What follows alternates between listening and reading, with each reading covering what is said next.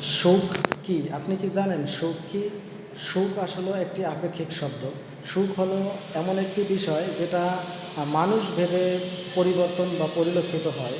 যেটায় আপনার সুখ সেটাই আমার সুখ নাও হইতে পারে, কিংবা আরেকজনের সুখ নাও হইতে পারে।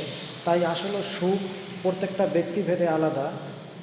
তো সুখ সংজ্ঞায়িত যদি করা হয়, তো ন্যূনতম সুখ বলতে আমরা এইটুকু বুঝি, আপনার চাহিদা অনুযায়ী আপনার প্রয়োজন মতো জিনিস পাওয়াকেই আমরা সাধারণত সুখ বলে থাকি।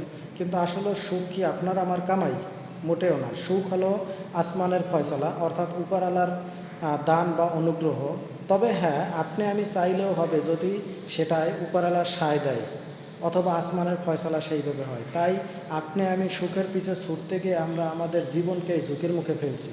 তাই আসুন আমরা ধৈর্য ধরে সুখ খুঁজি এবং নীতি নৈতিকতা বা ন্যায় পথে সুখ খুঁজি, তাহলে ইনশাল্লাহ আমাদের সৃষ্টিকর্তা আমাদের সহায় হবেন।